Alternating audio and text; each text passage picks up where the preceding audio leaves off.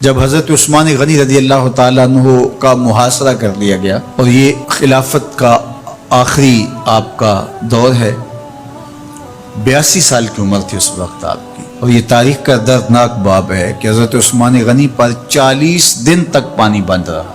وہ ایک منصوبہ تھا، 3 لوگ 3 مختلف شہروں سے چلے، مصر سے، کوفے سے اور بصرے سے، 1,000 آدمی لے کر، اور مدینہ المنورہ میں پہنچ کر کے حضرت علی المرتضیٰ سے ملے، ام المومنین سیدہ عائشہ سے ملے، کبار اصحاب سے ملے۔ تو جو انہوں نے کہا تو انہوں نے ان کو کہا کہ نہیں، ایسی کوئی بات نہیں، فہمائش کر کے واپس بھیج دیا۔ حضرت عثمان غنی رضی اللہ تعالیٰ عنہ پر اقربا پروری کا الزام عائد کیا تھا، تو انہوں نے کہا کہ کوئی ایسی بات نہیں ہے۔ پھر یہ تھا کہ آپ نے کم عمر گورنر، کم عمر لوگ مقرر کیے، تو حضرت عثمان نے کہا کہ حضرت اسامہ بھی تو کم عمر تھے، حضور نے ان کو اگر مقرر کیا ہے تو یہ تو مثال ہمارے سامنے موجود ہے۔ لیکن یہ ایک منصوبہ تھا، اس منصوبے کے تحت یہ 3 جگہوں سے لوگ آئے تھے۔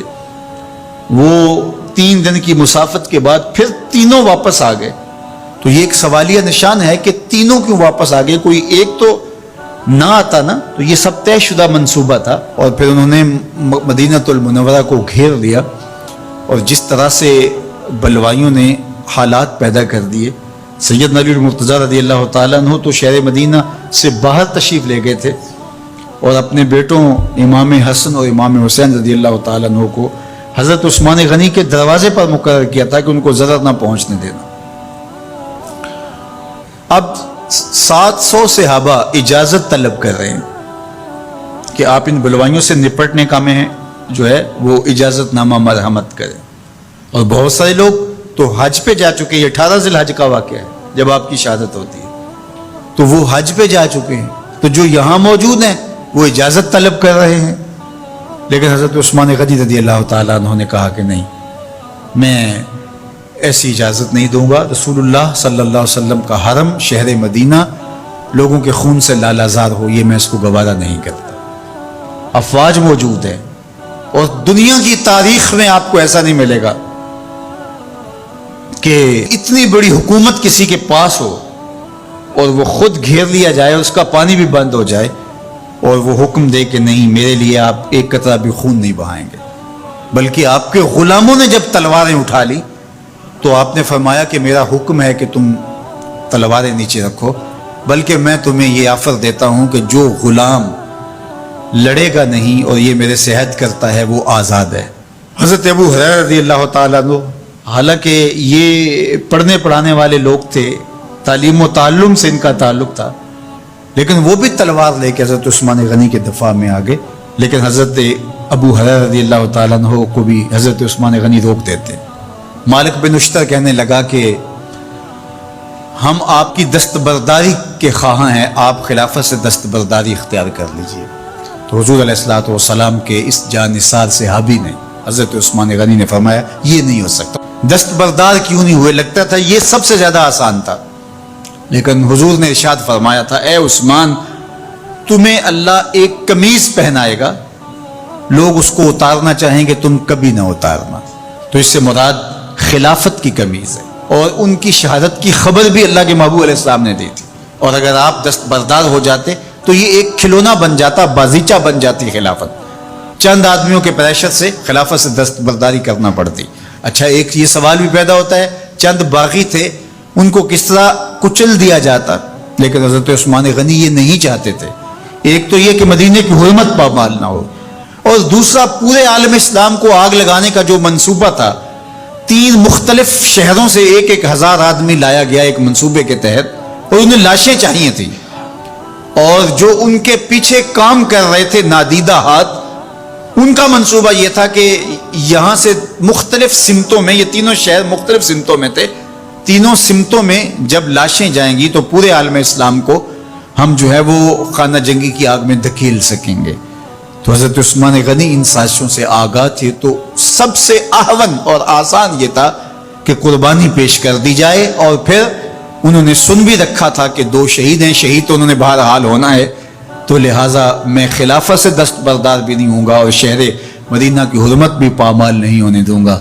اور تیسری بات یہ ہے کہ میں خود مظلوم شہید کر دیا جاؤں، تو وہ آپ نے یہ گوارا کر لیا۔ تو 18 ذوالحج تھا، جمعے کا ہی دن تھا، اور حضرت عثمان غنی رضی اللہ تعالیٰ عنہ روزے سے تھے، عصر کا وقت تھا، قرآن مجید کی تلاوت کر رہے تھے۔ حضرت امام حسن، امام حسین اور حضرت عبداللہ بن زبیر اور دیگر لوگ آپ کے دروازے پہ پہرا دے رہے تھے، لیکن باغی پچھلے گھر سے دیوار پھلانگ کے آپ کے گھر میں داخل ہوئے اور تلوار سے وار کیا۔ آپ کی زوجہ حضرت نائلہ آگے بڑھی اور ہاتھ سے روکنا چاہا، آپ کی انگلیاں کٹ گئیں۔ پھر دوسرا وار کیا تو حضرت عثمان غنی رضی اللہ تعالیٰ عنہ کا دایاں ہاتھ کٹ کے گر گیا۔ حضرت عثمان غنی رضی اللہ تعالیٰ عنہ نے افسوس کیا اور کہا کہ تم نے وہ ہاتھ کاٹ دیا جس سے میں وحی کی کتابت کیا کرتا تھا۔ پھر اس کے بعد آپ پر 9 وار کیے گئے اور آپ کو شہید کر دیا گیا، اور آپ کا خون قرآن مجید پڑھتے ہوئے اس آیت پہ گرا، فَسَيَكْفِيكَهُمُ اللَّهُ وَهُوَ السَّمِيعُ الْعَلِيمُ۔ تو حضرت عثمان غنی رضی اللہ تعالیٰ عنہ مظلوم شہید کیے گئے، بھوکے اور پیاسے شہید کیے گئے، ظلمن شہید کیے گئے۔ حضرت عبداللہ بن عمر رضی اللہ تعالیٰ عنہ فرماتے ہیں کہ حضور فتنوں کا ذکر کر رہے تھے کہ فتنے ہوں گے، بہت بڑے فتنے ہوں گے۔ تو ایک شخص نے چادر اوڑھی ہوئی تھی اور وہ مجلس واعظ کے قریب سے گزرا جہاں حضور کچھ ارشاد فرما رہے تھے، تو آقا کریم نے اشارہ کر کے کہا اس دن یہ شخص حق پہ ہوگا۔ عبداللہ بن عمر کہتے ہیں کہ میں اٹھا اور جا کے دیکھا تو وہ حضرت عثمان تھے۔ تو میں نے حضرت عثمان کے چہرے کو پکڑ کے تھوڑا سا حضور کی جانب کیا اور میں نے کہا حاضہ حضور، یہ اللہ کے محبوب فرمایا ہاں یہی، جب فتنے ہوں گے تو فرمایا یہ حق پہ ہوگا۔ تو حضرت عثمان غنی رضی اللہ تعالیٰ عنہ حق کی راہوں کے مسافر، جنہیں حضور کی زبان سے شہید کہا گیا، اور شہید کسی کا انجام ہوتا ہے، تو حضور نے فرمایا یہ شہید ہوگا۔ شہید وہی ہوتا ہے جو بحالت ایمان اس دنیا سے راہ خدا میں اپنی جان قربان کرے۔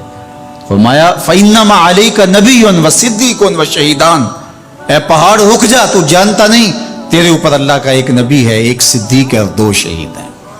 تو حضرت عثمان غنی رضی اللہ تعالیٰ عنہ عظمتوں کے مینار، اللہ اکبر۔ تو یہ حضرت عثمان غنی رضی اللہ تعالیٰ عنہ کا یہ کارنامہ تھا کہ آپ نے اپنی جان پیش کر کے امت کو جو ہے وہ فتنوں سے محفوظ کر لیا اور امت کو بچا لیا۔ حضرت عثمان غنی رضی اللہ تعالیٰ عنہ پہ کروڑوں رحمتیں، کروڑوں سلام۔ ہم آپ کی عظمت کو سلام پیش کرتے ہیں، عقیدتوں کا خراج پیش کرتے ہیں۔ حضور کی خدمت میں ایک جنازہ لایا گیا اور حضور سے عرض کی گئی حضور اس شخص کا جنازہ پڑھا دیجئے، تو حضور نے انکار کر دیا، کہا میں جنازہ نہیں پڑھاؤں گا۔ تو صحابہ نے عرض کیا یا رسول اللہ، کبھی ماضی میں ایسا نہیں ہوا، جب بھی کوئی جنازہ لایا جاتا ہے تو آپ جنازہ پڑھا دیتے ہیں اور آپ نے آج انکار کر دیا ہے؟ تو فرمایا یہ شخص میرے عثمان سے بغض رکھتا تھا اور اس کو اللہ نے بھی اپنی رحمتوں سے محروم کر دیا ہے۔ حضور نے اس شخص کا جنازہ نہیں پڑھایا جو مبغض عثمان غنی رضی اللہ تعالی عنہ۔ تو اب آپ اندازہ کیجئے وہ کتنا بدبخت شخص ہے جو حضرت عثمان سے بغض اور دشمنی رکھتا ہے۔ حضرت عثمان غنی رضی اللہ تعالی عنہ سے اللہ کے محبوب علیہ السلام نے کتنی خوبصورت ارشاد فرمائی، میں اس سے حیا کیوں نہ کروں جس سے اللہ کے فرشتے بھی حیا کرتے ہیں۔ یعنی عثمان غنی وہ ہیں جس سے اللہ کے فرشتے بھی حیا کرتے ہیں، اور جو عثمان غنی کا حیا نہیں کرتا اس سے بڑا بے حیا کون ہو سکتا ہے۔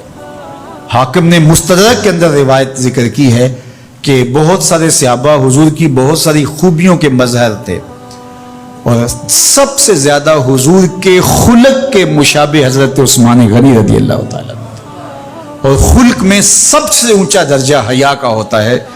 تو حضرت عثمان غنی رضی اللہ تعالیٰ عنہ حیا کے اس مقام پہ فائز المرام تھے جو انہی کا مقصود تھا۔ اللہ ہمیں حضور کے اہل بیت، حضور کے اصحاب، بلکہ حضور کے در کی مٹی کی تعظیم بھی نصیب کرے۔ اقبال نے کہا تھا خاک طیبہ از دو عالم خوش ترست، آن خنک شہرے کے آنجا دل برست۔ ہمیں تو طیبہ کی مٹی بھی اچھی لگتی ہے اس لیے کہ وہاں محبوب جو رہتے ہیں، تو محبت تو اس چیز کی متقاضی ہوتی ہے، محبوب کی راہوں کو بھی سلامی پیش کی جائے۔ تو جو حضور علیہ السلام کے ساتھ منسوب اتنی وقی نسبتیں ہیں ان کا احترام کیوں نہیں کریں گے؟ تو حضرت عثمان غنی تو داماد رسول ہیں، حضرت عثمان غنی تو ذو النورین ہیں، حضرت عثمان غنی تو حضور علیہ الصلوۃ والسلام کے محبوب اور حضور علیہ الصلوۃ والسلام کے پیارے ہیں، ان کو جنت کی بشارت دی گئی ہے، عشرہ مبشرہ میں سے ہیں، 4 جلیل القدر خلفاء میں ان کا نام شامل ہے، اور پھر حضور کی 2 صاحبزادیاں ان کے نکاح میں آقا کریم نے ان کو شہید خود قرار دیا، اور میرے اور آپ کے آقا و مولا نے کہا آج کے بعد کوئی عمل عثمان کو نقصان نہیں دے گا، اور کہا عثمان سے میں حیا کیوں نہ کروں، اس سے اللہ کے فرشتے بھی حیا کر